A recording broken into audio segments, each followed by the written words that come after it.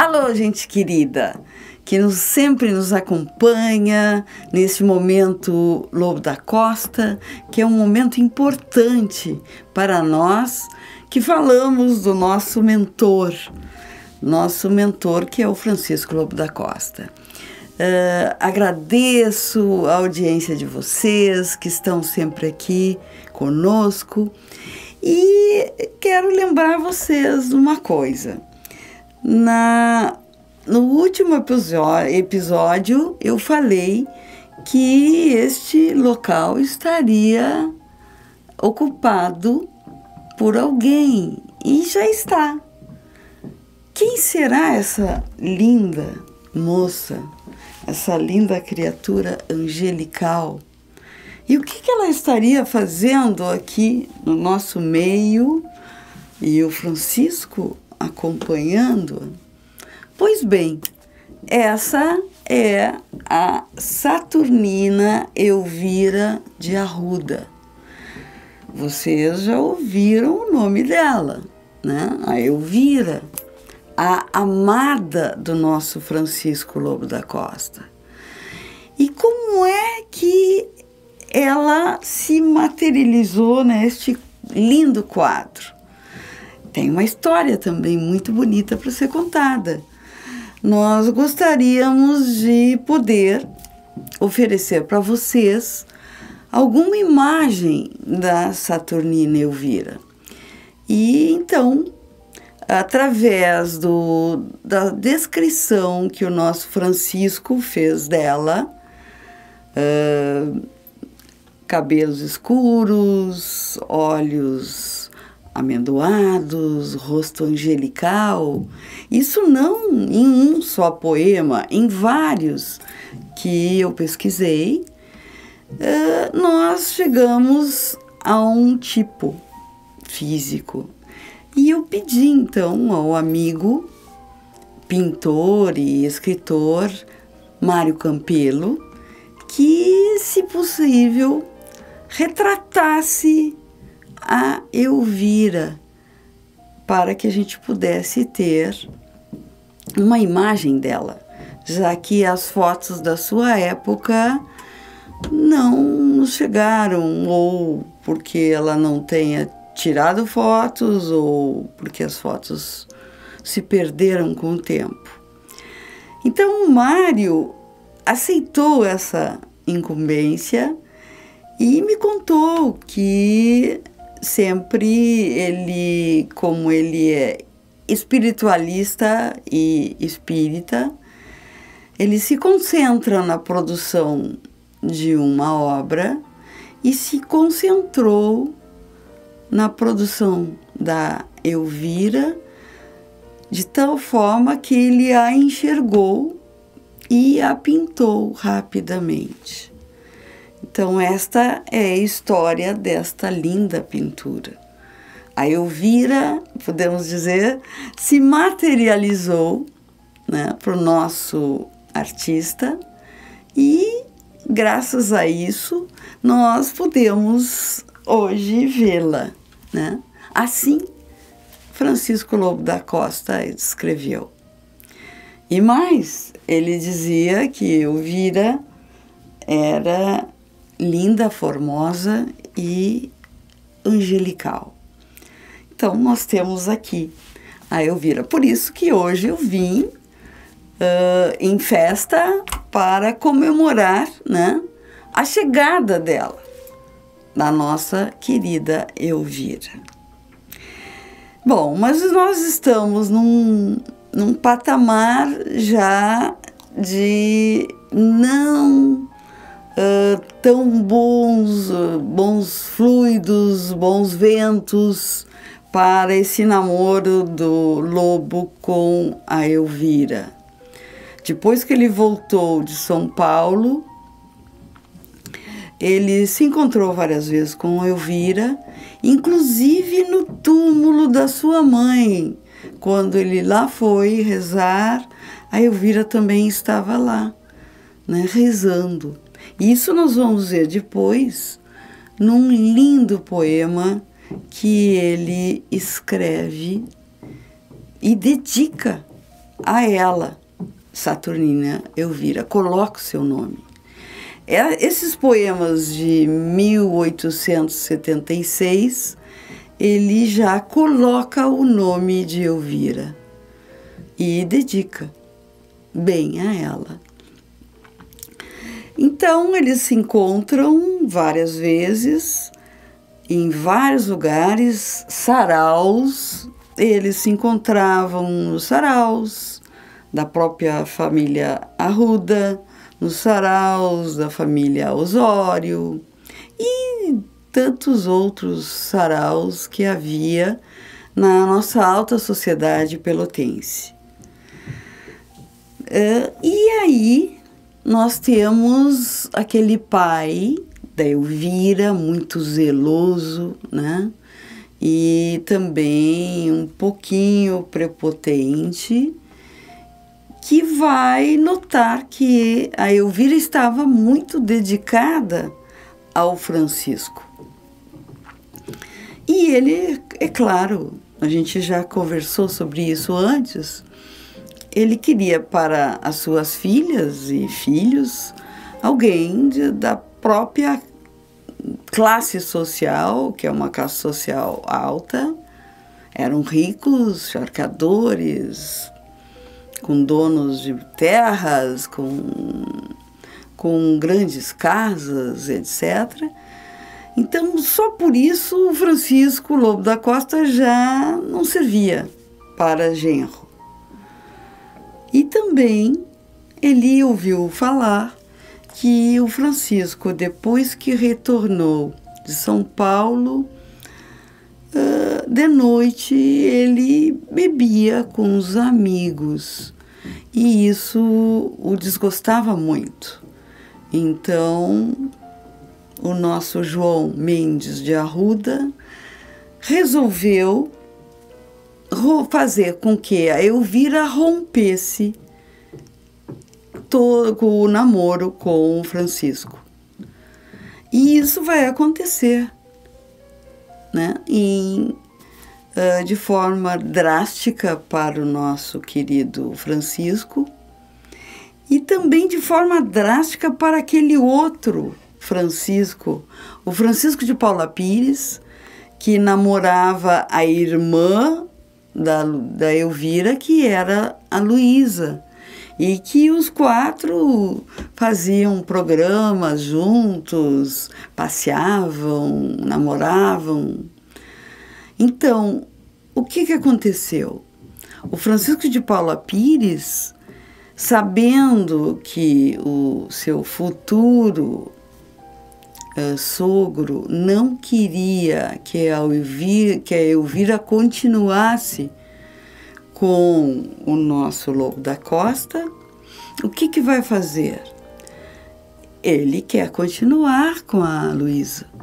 Então, ele rompe formalmente com a amizade que tinha pelo Francisco Lobo da Costa. Então, o nosso querido mentor tem 2 golpes. A Elvira, que diz a ele que não poderá continuar a namorá-lo porque seu pai não o quer. E o Francisco de Paula Pires, que diz para o nosso outro Francisco Lobo da Costa que não poderia continuar com essa amizade. Então, o nosso Francisco sofre uma perda dupla, né? E isso também vem culminar com a morte de seu pai. Seu pai, que já não estava tão bem, vem também a falecer. A gente vai dizer que nada justifica o alcoolismo, mas essas perdas e essas amarguras da vida, mágoas, algo que não dependia do nosso Francisco, isso tudo o abateu muito. E Francisco vai, então, infelizmente, continuar a beber à noite com os amigos, numa atividade quase que diária, né? Ele trabalhava manhã e tarde e à noite bebia. E isso não vai levar a um bom fim deste nosso mentor. Bom, mas isso não é assunto para agora, né? Bem, apesar da Elvira ter dito para o nosso Francisco que não poderia mais namorá-lo, eles se encontram ainda em vários lugares e mantêm um leve relacionamento à distância. Nós vamos ver que é dessa época que o nosso Francisco vai ter esperança nesta Elvira e vai escrever esta linda poesia chamada de Esperança. Então, esta poesia Esperança, que ele vai escrever para a sua doce Elvira, em setembro de 1876, tem uma estrofe que é muito tocante e que diz assim: a esperança é o germe de um sonho mais suave que um canto celeste, quer lhe inflore diadema risonho, quer a fronte lhe cubra um cipreste. Então, com esta poesia, nós vemos que ele ainda mantinha uma verdadeira esperança na sua Elvira. Ele escreve outras poesias, como a Harpa do Amor, que vai ser lida agora pelo nosso maestro, nosso cantor tenor e nosso diretor, João Ferreira Filho, e que fala deste amor entre os dois, Elvira e Francisco.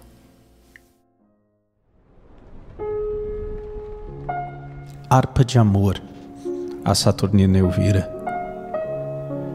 Para viver ao teu lado, o abismo que fosse seria um paraíso.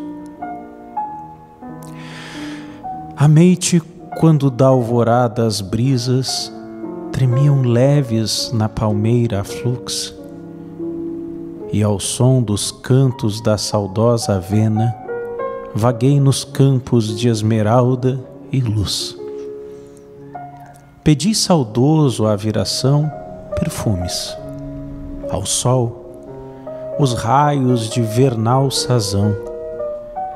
Para coroar-te, revoei aos astros, mas tu me viste.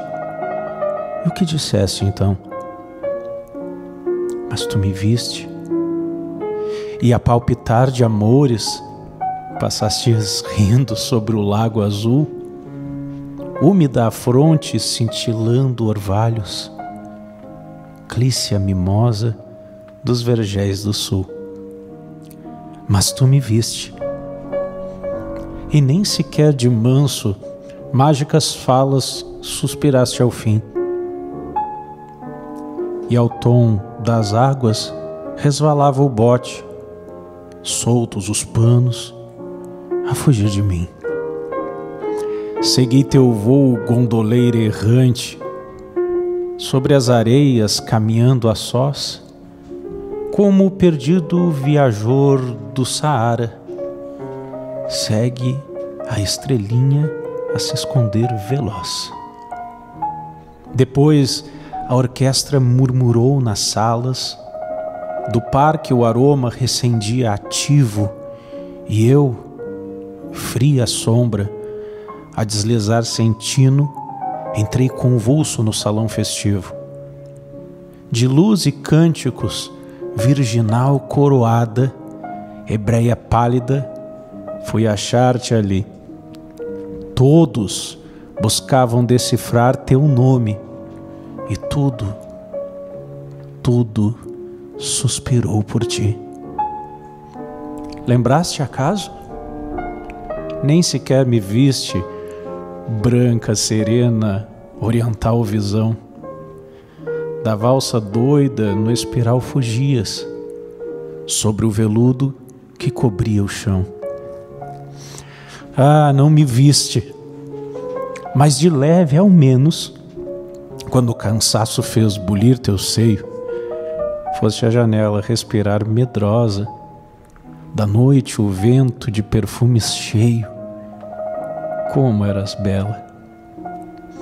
Do calor da festa, lúcida chama te banhava o rosto, bem como a cútis de botão de rosa, vermelha aos beijos das manhãs de agosto. E eu fui de manso, melancólico e triste, roçar-te as fímbrias do gentil roupão. Pálida olhaste, indiferente e fria. Falaste acaso? O que disseste então? Um dia, as sombras pelo mar cresciam e as águas vinham soluçar na areia. Fúnebre canto se escutava ao longe, no cemitério da pequena aldeia. Por entre esguios, funerais ciprestes, trajando o luto da feral tristeza, passaste e os goivos te saudavam meigos, rosa do lago, dos salões princesa. No cemitério, que visões não passam, quantas histórias que resumem dó, amor, venturas, se de fato existem, brotam das veigas do sepulcro só. E é ali que as almas juvenis se encontram, e a sós se beijam venturosos noivos, por véus, as dobras do sudário roto, por palma, o ramo de chorosos goivos. Sobre um sepulcro, reclinada à fronte, oraste, e o pranto virginal caiu. Por que buscaste, peregrina sombra, da morte o asilo silencioso e frio? E a gondoleira do formoso lago e a soberana do gentil salão rezava agora nos umbrais da morte, em tumba estranha, nem sequer de irmão. Lembraste ainda? Fervoroso e crente, fui junto a ti ajoelhar também, na sepultura que escondia os restos de minha pobre mãe. O sol baixava, as solidões do ocaso, deixando um raio resvalar no chão. E tu olhaste silenciosa e triste quando eu chorava. O que te disse então? Olha, no espaço as virações arrulham, amam-se as brisas nos jardins em flor, a lua aponta colorindo as serras. Oh, dá-me um beijo e eu morrerei de amor. Pálida fronte reclinaste a medo sobre o meu seio, desatando o véu, e as nossas almas enlaçou num raio a estrela vésper que brilhou no céu. Harpa de amor, a Saturnina Elvira, para viver ao teu lado, o abismo que fosse seria um paraíso.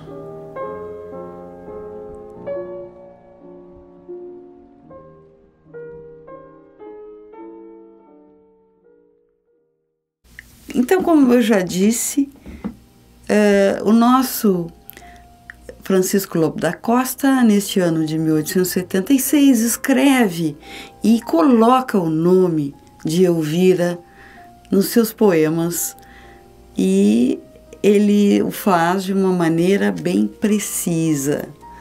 Nós temos Escuta, a Elvira, que já foi interpretado antes pelo Charles René. Temos o Noturno, que ele também dedica a Elvira. Harpa de Amor, que vocês acabaram de escutar, com essa magnífica interpretação. Adeus à Sombra do Salgueiro também. E apesar de tudo isso, Elvira abandona o poeta. E por quê? Por que ela o abandona? E como o abandona? Isso é que nós vamos ver no nosso próximo episódio.